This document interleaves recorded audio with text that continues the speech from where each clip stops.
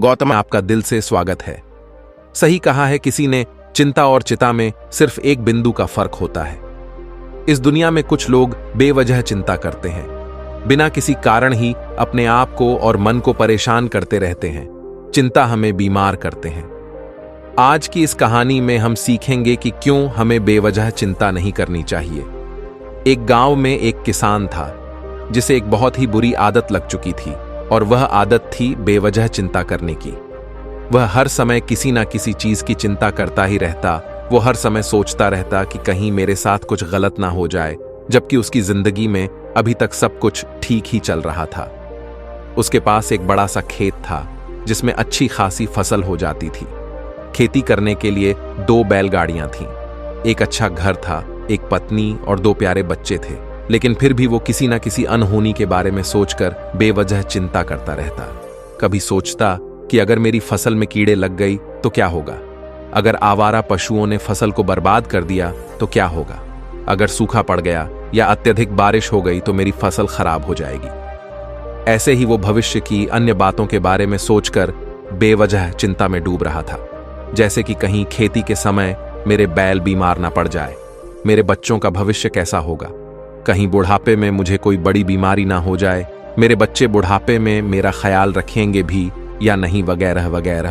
अपनी इस लगातार बेमतलब चिंता करने की आदत की वजह से वो असंत और परेशानी लगता था, और अब उसका किसी भी काम में मन भी नहीं लगता था। उसकी पत्नी ने भी इस बात को अनुभव किया कि उसे बिना मतलब चिंता करने की आदत पड़ चुकी है। उसने उसे कई बार समझाने की कोशिश भी की, तुम बेवजह चिंता करना छोड़े दो, लेकिन उसके समझाने का कोई मतलब नहीं रहा। उसे पता चला कि नगर में एक महात्मा आए हैं जिनके पास सारी समस्याओं का हल है। फिर एक दिन वह उसे लेकर एक बौद्ध भिक्षु के आश्रम में पहुंची। बौद्ध भिक्षु बहुत ही बुद्धिमान और ध्यानी व्यक्ति थे। किसान और उसकी पत्नी अपनी सारी समस्या बौद्ध भिक्षुओं के समक्ष रखती है। किसान ने कहा, महात्मा, मैं हर समय किसी न किसी बात की चिंता करता रहता हूं। मैं ज्यादातर उन बुरी चीजों के बारे में सोचकर चिंतित होता रहता हूं जो अभी तक मेरे साथ हुई भी नहीं। किसान की समस्या को पूरे ध्यान से सुनने के बाद बौद्ध भिक्षु ने कहा, ठीक है, तुम दोनों कल सुबह आना और फिर मैं तुम्हें तुम्हारी समस्या का समाधान बता दूंगा। अगली सुबह जब किसान और उसकी पत्नी वध भिक्षु के आश्रम में पहुंचते हैं तो देखते हैं कि बौद्ध भिक्षु बहुत ही चिंतित अवस्था में जमीन पर पलटी मारकर बैठे हुए हैं और उनके सामने एक दूध से भरा ग्लास रख हुआ है।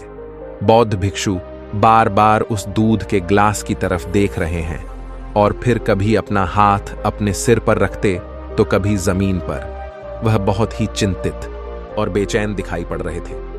यह देखकर किसान ने पूछा, महात्मा, आप इतने परेशान क्यों लग रहे हैं? आपके समक्ष दूध रखा है, आप इसे पी क्यों नहीं लेते?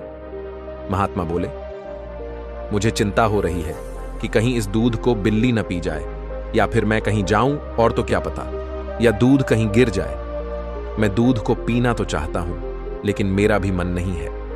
मैं तो यही सोच रहा हूं कि अगर यह दूध खराब हो गया या कोई गंदी चीज इस पर बच गया तो फिर क्या होगा। इतना सुनकर किसान जोर जोर से हंसने लगा। किसान ने हंसते हुए कहा, इसमें इतनी चिंता करने वाली कौन सी बात है, यह दूध ही तो है। अगर इसे बिल्ली ने गिरा दिया या यह खराब हो गया या फिर किसी ने इसे पी लिया तो क्या हो गया, यह आपको दोबारा मिल जाएगा।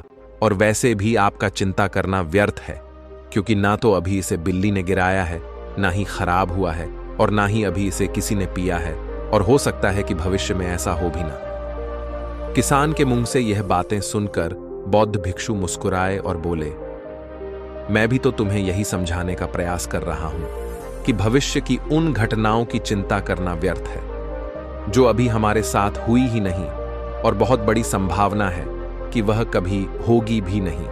और अगर होगी तो जिस चीज को तुम एक बार हासिल कर सकते हो उसे तुम दोबारा भी हासिल कर सकते हो, और अगर नहीं कर पाए तो कोई बात नहीं, क्योंकि समस्याओं के आने के साथ ही उन समस्याओं का सामना करने की हिम्मत भी अपने आप ही आ जाती है। यह बातें सुनने के बाद किसान को लगा जैसे किसी ने उसके गाल पर एक थप्पड़ मारकर उसे नींद से जगा दिया हो। उसे महसूस हुआ कि वह भी तो यही गलती कर रहा है। वह भी तो भविष्य की उन घटनाओं के बारे में सोचकर चिंतित हो रहा है जो अभी तक घटी ही नहीं और शायद कभी घटेगी नहीं। किशन और फिर बौद्ध भिक्षु के चरणों में गिर पड़ा और कहने लगा, इतनी आसान मुझे मेरी गलती का एहसास करवाने के लिए आपका बहुत बहुत धन्यवाद, और मैं आज से पूरा प्रयास करूंगा। मैं बेवजह चिंता करना बंद कर दूंगा। जापान में एक लोकप्रिय कहावत है, अगर तुम चल रहे हो तो सिर्फ चलो, अगर तुम खा रहे हो तो सिर्फ खाओ, लेकिन एक समय में सिर्फ एक ही काम करो, चिंता न करो। इस लोकप्रिय कहावत के अर्थ ने मुझे हैरान कर दिया था, और सच कहूं तो मुझे ऐसा लगता है कि कहावत के अर्थ में ही वो राज छुपा है, जिसे अगर किसी ने अच्छे से समझ लिया और अपने जीवन में उतार लिया तो वो चिंता के बंधन से ही हमेशा हमेशा के लिए मुक्त हो जाएगा। इस कहावत के अर्थ के बारे में हम आगे बात करेंगे, लेकिन उससे पहले देखते हैं कि हमारे दिल दिमाग में इस तरह के विचार ज्यादा चल रहे होते हैं। पहला, क्या मैंने यह काम सही से किया? दूसरा, क्या मैं इसे और बेहतर कर सकता था? तीसरा, इसका परिणाम क्या होगा? और चौथा, लोग मेरे और मेरे काम के बारे में क्या सोच रहे होंगे? ये ऐसे कुछ विचार हैं जो हमारे दिमाग के सिस्टम में किसी भी काम को करने के लिए हमें उसकी चिंता करनी पड़ जाती है, और फिर वह भी किसी काम की घटना के बारे में बार बार सोचने लगता है। शुरुआत में तो वह यह काम जानबूझकर करता है, लेकिन धीरे धीरे उसका मन इसे अपनी आदत बना लेता है, और फिर ना चाहते हुए भी उसका मन एक ही विचार के बारे में बार बार सोचता रहता है, और फिर वह अपनी पूरी जिंदगी चिंता के इस जाल में फंस कर रह जाता है। लेकिन अब प्रश्न यह उठता है कि इसका समाधान क्या है? तो इसका समाधान है ऊपर बताई गई जिन कहावत का अर्थ यानी जागरूकता। हमें अपने विचारों के प्रति जागरूक होना पड़ेगा। हमें थोड़ी देर रुककर इस बात पर ध्यान देना होगा कि कहीं हम ना चाहते हुए भी एक ही घटना के बारे में तो बार बार नहीं सोच रहे हैं। हमें पूरी जागरूकता के साथ यह देखने का प्रयास करना होगा कि पूरे दिन हमारे अंदर इस तरह के विचार उठते रहते हैं। अब आप पूछ सकते हैं, केवल जागरूकता क्या करेगी? मैं कहता हूं यह काफी है।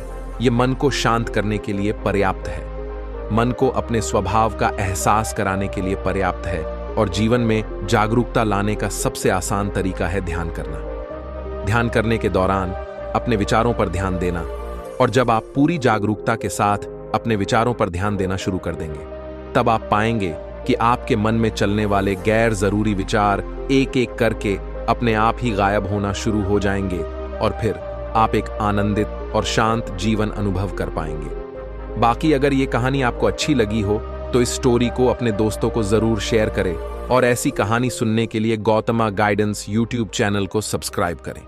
तब तक मिलते हैं हम आपसे ऐसी ही एक और प्रेरणादायक कहानी के साथ अगले दिन। धन्यवाद।